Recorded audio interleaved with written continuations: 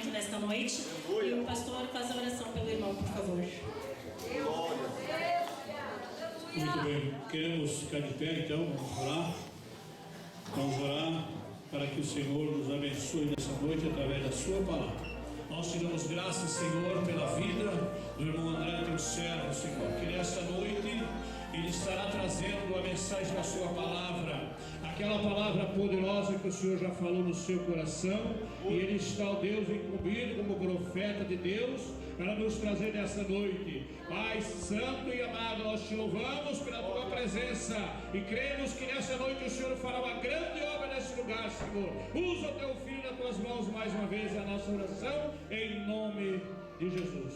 Graças a Deus. Desejo cumprimentar os irmãos com a paz do Senhor Jesus. E dizer para os irmãos que é motivo de grande alegria nós poder estar mais uma vez aqui junto com os irmãos. Eu agradeço a Deus e quero louvar a Deus por esta oportunidade. Quero ler juntamente com a igreja o tema da campanha dos irmãos, que está no livro de Joel, capítulo de número 2, verso de número 28. Os irmãos que tenham Bíblia, abram suas Bíblias comigo no livro de Joel, livro do profeta Joel, capítulo 2, verso de número 28. E o tema é Jovens destinados ao avivamento. Que Deus possa abençoar também a juventude por mais um ano que está aí comemorando nesta peleja, nesta batalha.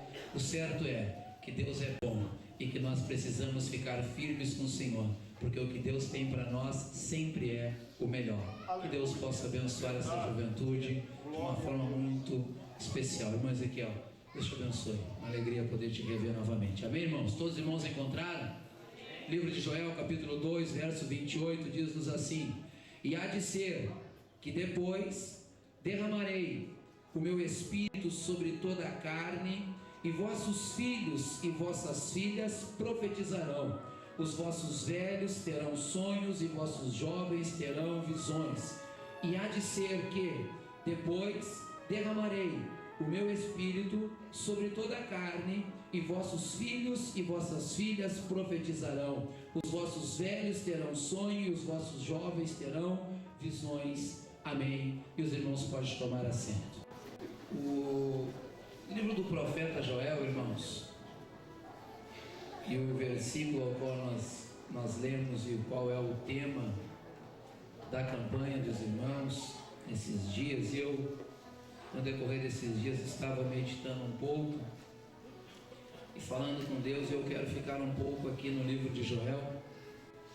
E o livro de Joel, nós analisando ele, nós vamos ver que existe uma riqueza muito grande, apesar de ser um livro pequeno, dentro do Antigo Testamento, ser considerado um dos profetas menores, mas a sua profecia foi de um impacto muito grande dentro da nação de Israel, sendo na verdade em Judá, Jerusalém.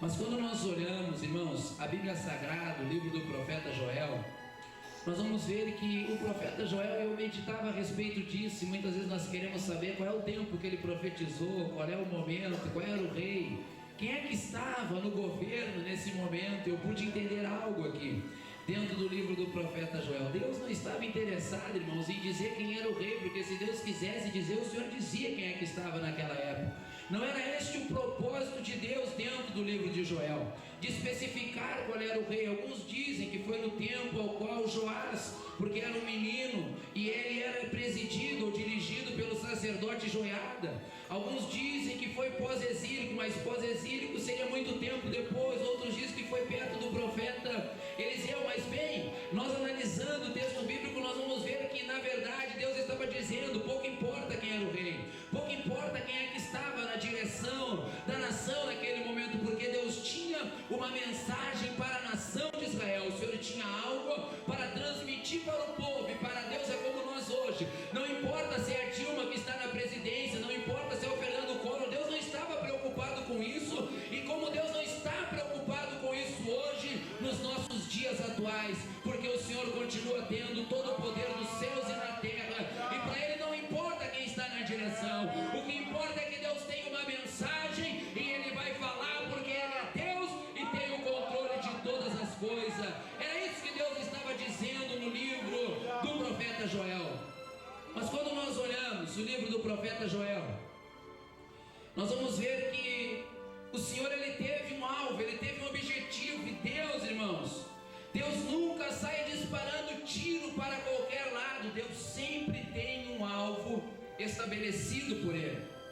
Por isso que quando nós olhamos no primeiro capítulo, no versículo de número 2, o Senhor vai se dirigir através do profeta Joel, dizendo aos anciãos e a todos os moradores da terra, sendo que na verdade nós sabemos que quando o povo, sempre que Deus se direcionava, tinha algo para resolver dentro da nação, primeiro Deus chamava os anciãos, porque os anciões tinham maior idade. Deus nunca passou por cima disso. Deus estabeleceu uma lei, dizendo na lei que nós devemos honrar e respeitar pai e mãe, e respeitar os mais velhos, e Deus não passa por cima das leis que eles estabeleceram. E quando nós olhamos, Ele chama os anciãos, porque os anciãos é quem tinham o maior conhecimento, tanto que nós vamos ver que Ele vai dizendo: porventura aconteceu isso nos vossos dias, ou nos dias dos seus pais? Deus estava dizendo assim: vocês que são mais velhos, vocês que já viveram muito tempo, vocês lembram disso acontecer nesses dias?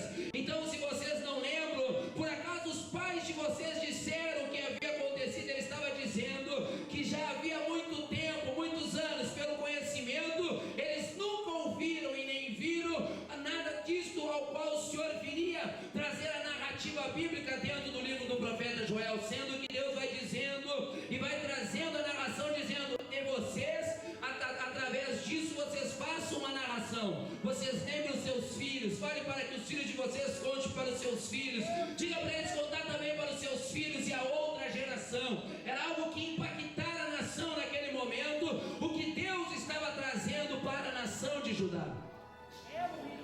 E nós vamos ver o Senhor dizendo, e Ele vai dizer qual é a causa da crise que abateria a nação de Judá. A causa da crise que abateria a nação de Judá era uma invasão de gafanhotos. E quando nós lemos o gafanhoto, ele vai dizer a lagarta. Ele vai dizer: o que ficou da lagarta comeu o gafanhoto, o que ficou do gafanhoto comeu a locusta, e o que ficou da locusta comeu o pulgão. Ele vai dando as etapas ao qual este animal passa, e junto com essas etapas, cada um deles vem destruindo uma parte da plantação. Quando nós olhamos a Bíblia Sagrada, no próximo versículo, isso me chamou a atenção, que o Senhor, Ele diz assim: despertai ébrios, despertai os bêbados, aqueles que estavam enchendo a sua boca com vinho, com mosto, porque Ele disse: olha, tirado é da vossa boca. Deus estava dizendo, o profeta Oséias disse, capítulo 4, verso 11, porque a sensualidade, o mosto e o vinho tiram a inteligência. Sabe o que ele estava dizendo? E não é inteligência, porque na verdade ele estava dizendo: ei, vocês que estão mergulhados na bebida, por causa do mosto, porque o mosto é o vinho novo, é o suco da uva, e através disso fazia-se o tratamento para que se tornasse vinho. E Deus estava dizendo: vocês ébrios, despertai, vocês que não estão sem nenhum discernimento, sem nenhuma inteligência, despertem, porque vai ser tirado da sua boca o que mais vocês gostam. Quando nós olhamos a Bíblia Sagrada, o Senhor chamando a atenção da nação de Israel, o Senhor começa a despertar eles e dizer para eles: ei, o negócio que vai acontecer vai ser algo forte, que vai mexer com as estruturas, até mesmo daquele que está desapercebido, porque quem bebe, quem está bêbado não tem noção, está desapercebido, está desatualizado, está desligado das coisas que estão acontecendo ao seu redor, porque ele não está preocupado com isso que está ao seu redor, e sim com aquilo que ele está fazendo. Mas quando nós olhamos a Bíblia Sagrada, o profeta Joel, ele vai indo mais fundo, porque o capítulo 1 do livro de Joel, ele vai nos trazendo uma visão do que seria, de como ficaria a nação naquele determinado momento por causa da praga que viria. Só que quando nós olhamos a Bíblia Sagrada, ele vai dizendo, lá no verso de número 9 e 10, foi cortada a oferta de manjar e a libação da casa do Senhor. Os sacerdotes, servos do Senhor, estão entristecidos. O campo está assolado e a terra triste, porque o trigo está destruído. O mosto se secou e o óleo falta. Quando nós olhamos a Bíblia Sagrada, o profeta Joel, no primeiro capítulo, ele vem trazendo uma visão clara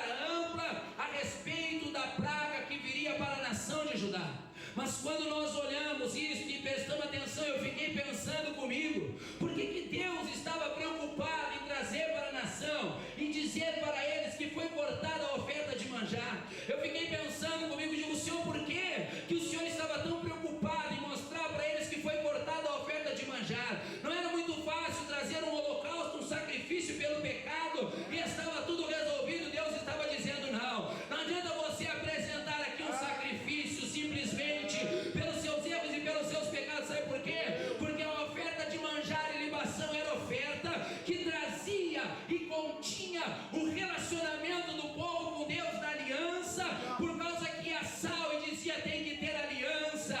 Não adianta apresentar simplesmente um sacrifício pelo pecado se não houver um relacionamento com Deus. A oferta de manjar era, Deus estava dizendo, acabou a oferta de manjar, é porque não tem mais relacionamento. Deus estava dizendo, eu estou rejeitando meu povo. Não tem como apresentar uma oferta simplesmente de sacrifício e dizer que está acabado o pecado. Deus estava dizendo, não, agora não tem como vocês apresentarem simplesmente uma oferta, porque cortada foi a minha aliança, o meu relacionamento. Deus estava dizendo, ei, eu estou mandando uma praga interessante, irmãos, que não estava dizendo aqui que o diabo, não tem diabo, era Deus que estava tratando. Tem pessoas que pensam, é o diabo, não é o diabo, é Deus que está tratando com você, é Deus que está dizendo para você nessa noite, a minha aliança foi cortada contigo. Não adianta simplesmente apresentar um sacrifício a Deus. Deus não quer simplesmente um sacrifício, porque Deus disse através de Samuel, quando Saul apresentou um sacrifício, estava ali, ele era o rei. Não é só por causa do sacrifício, não. Sabe por quê? Porque Deus disse, eu não quero sacrifício, eu quero a obediência. Quando nós olhamos a Bíblia Sagrada e nós olhamos o livro do profeta Joel, se você ler todo o livro, você não vai encontrar pastor José Berto dizendo que o povo estava em pecado. Sabe por quê? Porque o maior pecado que tinha dentro da nação de Israel era a apostasia, e o povo estava apostatado. Prova disso que nós vamos ver que Deus estava dizendo, ei, agora quando vinha lagarta, pulga, eles comerem tudo isso, vocês não vão ter mais o mantimento. E eu creio dentro do meu coração, lendo a palavra de Deus e meditando, como tinha o templo, tinha o sacerdote, tinha sacrifício, quer dizer, eles estavam apresentando sacrifícios a Deus. Eles estavam sim, pastor José Berto, apresentando, José Dornelles, sacrifícios a Deus. Só que Deus, como Deus é bom, e Deus estava trabalhando, achando uma forma de trabalhar no meio da nação de Israel. Tenho certeza de que o Senhor disse, eles estão me apresentando sacrifício, mas eles estão, como disse o profeta Isaías, os seus lábios me honram, mas o seu coração está longe de mim. E Deus não quer que nós fizemos e apresentamos sacrifício a Ele para dizer que estamos na presença dEle. Não! O Senhor prefere que nós nem apresentamos sacrifício, dizemos, não tenho, mas eu tenho a minha vida consagrada a Ti, eu tenho a minha vida entregue a Ti. O que Deus tem para nós esta noite é maior, é melhor, porque o nosso Deus é fiel e poderoso, e Ele está aqui nessa noite para nos abençoar. Só que se nós analisarmos este texto, nós vamos ver que eu fiquei meditando, digo, Senhor, por quê que o Senhor estava tão preocupado com a oferta de manjar? Tinha sacerdote, tinha templo, tinha altar, quer dizer que tinha sacrifício, porque o sacrifício tinha que ser apresentado pela manhã e à tarde, manhã e tarde. O sacrifício tinha que ser contínuo dentro da nação de Israel. Só que na verdade, se não houvesse a oferta de manjar e libação, não tinha como eles apresentarem as primícias para Deus da terra, não tinha como eles chegarem diante do Senhor e ter continuidade das próximas festas, porque dependiam da colheita, eles dependiam do que a terra dava, eles estavam dependendo daquilo que Deus poderia dar. Mas só que quando eles olhavam e diziam, nós temos fartura, esta terra está dando, não precisamos nos preocupar, nós podemos sentar, comer, beber, descansar, tem tudo aqui. E Deus estava olhando aqui, e Deus estava olhando. Sabe o que eu aprendo aqui, igreja? é que muitas vezes nós estamos com fartura, nós estamos bem e descansamos de apresentar a Deus o melhor e ficamos despreocupados. Hoje é culto, eu vou na igreja, amanhã é culto, eu vou na igreja, depois é culto, eu vou na igreja. Só que Deus está olhando e está dizendo: meu filho, a minha filha, estão indo na igreja já por religiosidade, por obrigação. E Deus não quer que nós vamos na igreja por religiosidade ou por obrigação. Deus quer que nós vamos na igreja por amor ao seu sacrifício. Deus quer que nós vamos na igreja por amor a Ele, porque Ele fez, Ele é e sempre será o Deus Todo-Poderoso, Criador dos céus e da terra. Por isso nós olhamos e nós vamos ver, quando Ele traz, o campo está assolado, a terra está triste. Ele estava dizendo: desperta, povo, porque agora não tem mais jeito.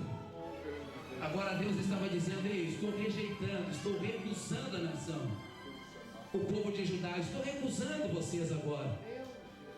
Só que quando nós olhamos, irmãos, a narrativa bíblica, nós vamos ver que através do profeta, e eu amo o Senhor justamente por causa disto, porque nós olhamos para dentro de nós, olhamos um pouquinho para trás e nós vamos ver e lembrar quantos erros nós cometemos na trajetória de 1 ano, de 2 anos, 3 anos, 5 ou 10.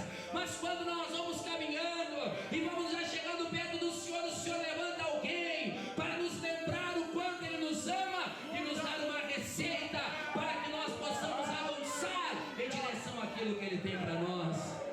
E foi isso que Deus fez com o profeta Joel para a nação de Judá. O Senhor disse no versículo de número 13: o Senhor dá a receita para eles: cingivos e lamentai-vos, sacerdotes, gemei, ministros do altar, entrai e passai a noite vestido de pano de saco, ministros do meu Deus. E Ele vai lembrar de novo: por que nós precisamos nos humilhar? Porque ofertas de manjar e libação cortadas foram da casa do vosso Deus. Santificai o jejum, apregoai um dia de proibição, congregai os anciãos e todos os moradores da terra na casa do Senhor vosso Deus e clamai a Ele. Quando nós olhamos, irmãos, a Bíblia Sagrada e olhamos o profeta Joel, você vai compreender onde eu quero chegar logo mais. Só que não tem como eu chegar lá sem antes trazer esta parte para você. Só que quando nós olhamos, o Senhor estava dizendo: ei, eu cortei aliança com você, porque o profeta Isaías disse: o que faz separação entre nós e Deus é o nosso pecado. Só que Deus estava dizendo para eles: eu cortei a relação com vocês, eu rejeitei vocês, mas tem uma solução para que nós voltamos para o Senhor. Tem uma solução. E Ele diz: o que nós devemos fazer? Nos humilhar na presença de Deus, chegar diante dEle. Mas o Senhor disse: aonde? Na casa do Senhor. Tem um lugar, irmãos, eu sempre digo na congregação, tem um lugar e tem hora na igreja. Por quê? Porque chegava na virada do dia, a Bíblia diz que Deus descia para falar com Adão. Eu amo ao Senhor por causa disso, porque Deus é um Deus de ordem. O Senhor não é um Deus desordeiro, bagunceiro, não, que nós vamos, viemos, fazemos o que quisermos com eles, não. Por que Deus não fala com muitas pessoas muitas vezes? Porque Ele pensa em chegar 8h30, 15 para as 9 da igreja e quer que Deus fale com ele. Não, chega um pouquinho antes, te humilha na presença dEle, fala com Ele, diga para Ele aonde que está a sua dor, e você vai ver que se no meio do culto Deus não vai falar com você, porque Deus tem prazer em nos abençoar. Deus tem prazer em nos abençoar. Eu amo Jesus por causa disso, irmãos, porque o Senhor ainda, nós podemos olhar e ver todos os nossos defeitos, nossos erros, e dizermos para nós mesmos: não tem mais jeito, não tem mais condição e não tem mais solução. O mesmo Deus se levanta dizendo: tem solução sim, minha filha, tem solução sim, meu filho. Eu tenho uma receita para passar para você, para que você possa avançar em direção àquilo que Deus tem para você. Tem uma coisa que se chama apostasia, que é o desvio consciente da fé. E tem outra coisa que se chama letargia. A letargia, ela ataca o homem de uma forma que tira os movimentos do homem. Diz que no passado, quando não se tinha alguns métodos que se tem hoje, quando enterravam as pessoas, quando eles iam fazer a exumação do corpo, eles mexiam ali e viam que a pessoa estava virada, e viam que a pessoa, a tampa do caixão estava toda arranhada. O que era isso? A pessoa foi enterrada viva. Por quê? Porque ela estava no estado letárgico. Sabe o que é isso? A mente, ou seja, o cérebro da pessoa está funcionando, mas o corpo não reage. Ela está tendo uma noção de tudo que está ao seu redor, mas ela não consegue reagir. Eu creio que era assim que estava a nação de Israel. Eu creio que tem muitas pessoas aqui nesta noite que têm consciência do seu estado, que o seu cérebro está consciente, mas o seu corpo não consegue se mover em direção àquilo que Deus está dizendo. Mas nesta noite o Senhor está dizendo: não importa o estado que você chegou e entrou, Deus tem uma receita de vitória para você aqui essa noite, porque Ele é fiel, Ele te chamou e Ele te ama e não vai te desamparar de maneira nenhuma, porque o nosso Deus é um Deus de aliança. O nosso Deus é um Deus de aliança. Quando nós olhamos a Bíblia Sagrada, e a letargia é algo interessante, irmãos, porque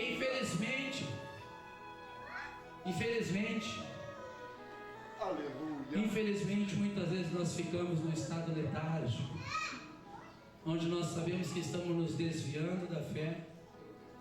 O nosso cérebro, a nossa mente sabe, mas o nosso corpo não reage. Mas louvado seja o nome do Senhor, porque Deus é bom, o Senhor nos ama, o Senhor tem algo de especial aqui para nós essa noite. Quando nós olhamos a Bíblia Sagrada, nós vamos ver que Ele vai dizendo a respeito de duas coisas que aconteceram simultaneamente. O que aconteceu primeiramente foi a praga de gafanhotos. Juntamente com a praga de gafanhotos estava uma seca.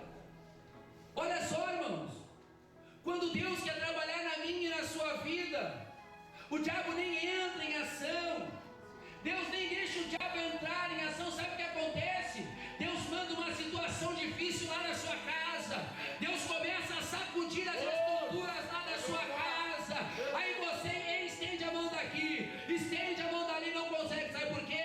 Livro de Deuteronômio, capítulo 28, verso 38 ao 40, vai dizendo: e lançará muita semente, e colherá pouco. Por quê? Porque o gafanhoto comeu. E você vai trabalhar muito e não vai comer nada, porque o que ficou da vide, vai dizendo que o bicho comeu, e você não vai conseguir se ungir. Por quê? Porque quando você for chegar na oliveira, a oliva já caiu da árvore. Deus não deixa a sua palavra passar em vão sobre as nossas vidas. Sabe o que era isso que estava acontecendo com a nação de Judá? E o que acontece comigo e com você muitas vezes é a causa da desobediência a Deus.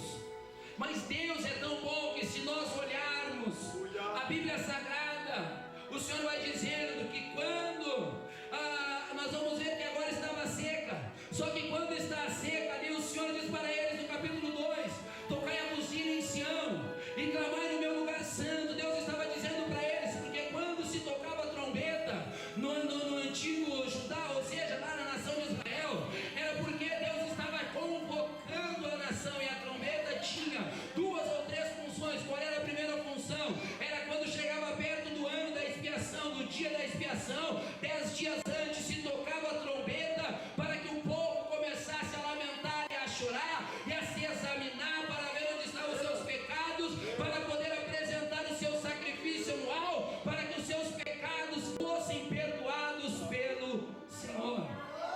Essa era a primeira função da trombeta, de chamar a nação ao arrependimento, de lembrar o povo que estava chegando perto do dia da expiação, que era o dia do sacrifício anual, que vinha, o cordeiro era morto ali para que os pecados fossem perdoados durante todo o próximo ano pela frente. Só que tinha um mistério, porque esses dias que antecediam, precisava se fazer um autoexame para que não se esquecesse de nenhum pecado, podia esquecer nenhum. Tinha que lembrar de todos, para quando fosse apresentado o sacrifício, todos os pecados fossem perdoados. Esta era a primeira função da trombeta. A segunda função da trombeta era convocar o povo para a guerra, para a batalha. E a terceira função da trombeta era chamar o povo para um momento de adoração a Deus. De chamar o povo para aquele momento. E ele está dizendo: toquem a trombeta em Sião, convoca o povo, alerta o povo que está chegando. E ele vai dizer o quê? O dia do Senhor vem, ele está perto.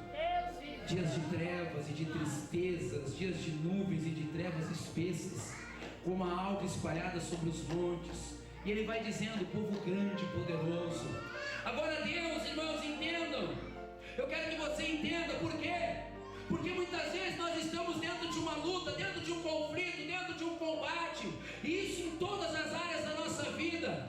Nós estamos dentro de uma luta e dizemos assim: olha, o diabo se levantou contra a minha vida, está fazendo isso, está fazendo aquilo, e a tribulação está batendo na nossa porta. Só que Deus estava dizendo para a nação de Israel: não tem demônio, não tem nada que está se levantando, é a minha ação em favor da sua vida. Deus está agindo em favor das nossas vidas. Ainda que você está vendo a tempestade bater na sua porta, ainda que você está vendo a situação de cabeça para baixo, mas é Deus que está trabalhando, é Deus que está trabalhando. Sabe por quê? Porque Deus tinha um objetivo. Só que nós olhamos a Bíblia Sagrada e eu pude entender algo. Sabe por quê que Deus estava mandando a praga dos gafanhotos? Sabe por que muitas vezes Deus manda situação difícil para nós e nós não entendemos? Muitas vezes ficamos questionando a Deus. É porque Deus não quer que a gente morra. Deus não quer que a situação venha de uma forma pior, porque o que estava por vir eram homens. Lembra o que Davi disse? Horrenda coisa é cair nas mãos do Deus vivo. Mas ele disse que caia eu nas mãos de Deus e não caia nas mãos dos homens. Sabe por quê?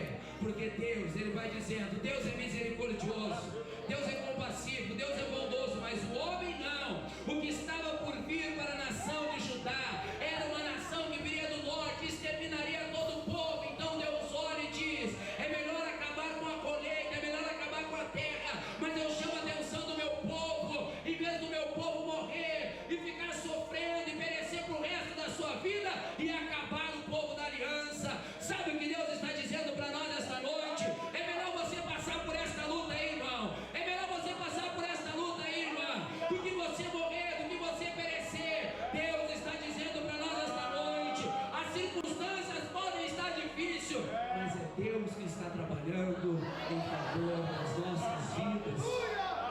E nós não queremos o trabalhar de Deus, porque o trabalhar de Deus dói. Mas quando chega no capítulo 2, ele muda, porque ele mostra a nação que virá de outro lado para derrubar o povo. Mas tem algo muito especial aqui, porque ele diz algo que me chamou muito a atenção. Ele diz no versículo de número 13: rasgai o vosso coração e não as vossas vestes, convertei-vos ao Senhor vosso Deus, porque ele é misericordioso, compassivo, tardio em irar-se, grande em beneficência, e se arrepende do mal. Sabe o que ele estava dizendo para o povo? Eu volto lá de novo. Sabe o que Deus está dizendo para nós aqui nesta noite? Rasgar as vestes era um ato comum de expressão de tristeza, de expressar: ai Senhor, como eu estou triste. Era só algo natural que se fazia para demonstração de que estava triste, mas Deus estava dizendo, Deus está dizendo para nós aqui esta noite: Deus não quer que nós rasguemos as nossas vestes, porque Deus não quer simplesmente um sacrifício apresentável a Ele, não. O Senhor estava dizendo que nós precisamos rasgar o nosso coração, e quando nós olhamos, nós vamos entender que a Bíblia diz: de tudo que se deve guardar, guarda o teu coração, porque dele procede a saída da vida. E quando nós entendemos, a Bíblia diz que no coração do homem está a sede de tudo, de intelecto, fisicamente e emocionalmente. Deus estava dizendo que nós precisamos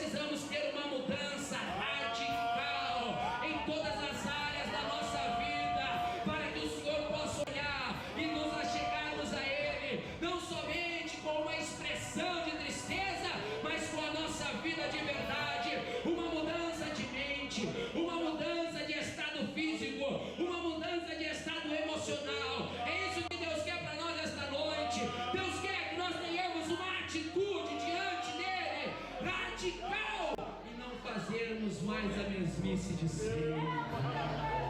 O Senhor nessa noite está nos chamando.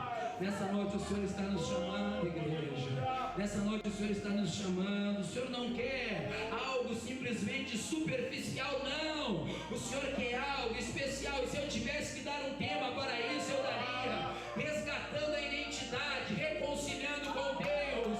O que nós precisamos, era isso que Deus estava dizendo. O meu povo perdeu a identidade.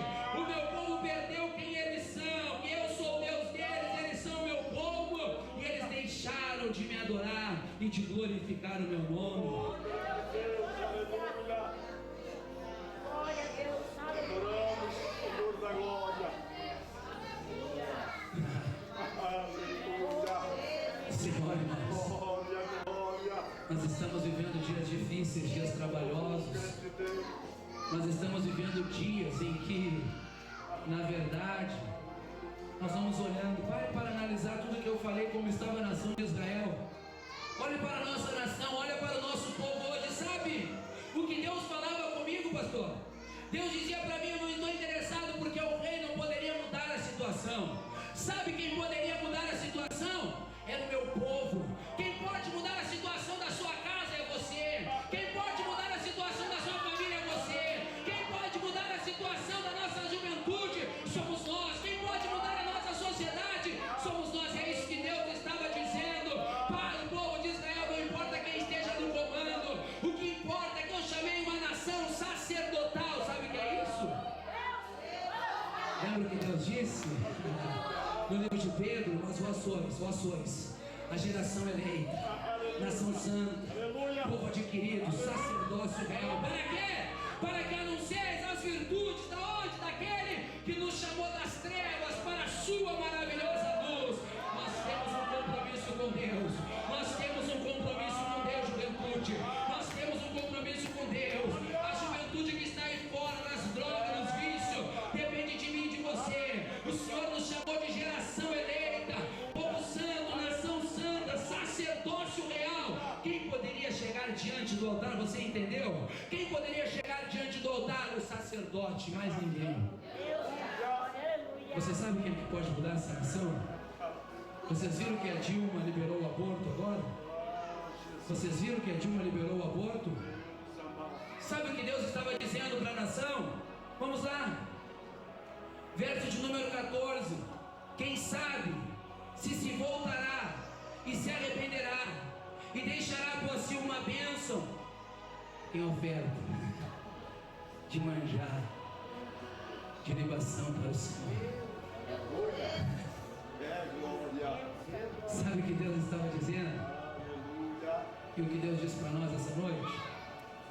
Se nós se voltar de verdade para o Senhor, se nós nos humilharmos de verdade, se nós colocarmos a nossa vida nas mãos do Senhor de verdade, quem sabe Ele se arrepende de todo o mal que está vindo sobre a nossa casa, sobre a nossa família, sobre a nossa sociedade, e venha trazer de novo a aliança do céu sobre a sua igreja, com poder, com glória, com unção, com milagre, porque Deus é poderoso, Deus é poderoso. Você crê que Deus é poderoso, igreja? Você crê que Deus é poderoso? Então entenda o que Deus está dizendo para nós esta noite. É algo divino que o Senhor tem para nós, mas Deus precisava que o povo tomasse uma posição diante dele, diante da situação. Precisamos sair do lugar de conforto, precisamos sair do lugar de comodismo, nos levantar diante da situação e dizer ao problema, e dizer ao diabo, e dizer às lutas que nós temos um Deus que é poderoso e que pode mudar o quadro de qualquer situação. Mas sabe qual é o problema? É que nós não acreditamos que Deus pode mudar. Você crê que Deus pode mudar? Você crê que Deus pode mudar a situação? E Deus pode mudar a situação. Só tem um detalhe: que a responsabilidade é nossa. A responsabilidade de mudar a sociedade, a nação, é nossa. Quando nós olhamos a Bíblia Sagrada, entenda, igreja, entenda que o Senhor Jesus morreu na cruz do Calvário, para quê? Para que nós tivéssemos acesso a Deus, para quê? Para que nós disséssemos: eu tenho Deus, tu não tem Deus, Jesus me salvou e não te salvou. Não, irmãos. O Senhor Jesus morreu na cruz do Calvário para que todos, sem acepção de pessoas, tivessem direito a Deus e se tornasse um povo santo, que tivesse o direito de interceder. Por quê? Por aqueles que não têm nenhuma esperança. Mas Deus nos chamou nessa noite como um povo esperançoso, como um povo que tem uma esperança hoje, amanhã,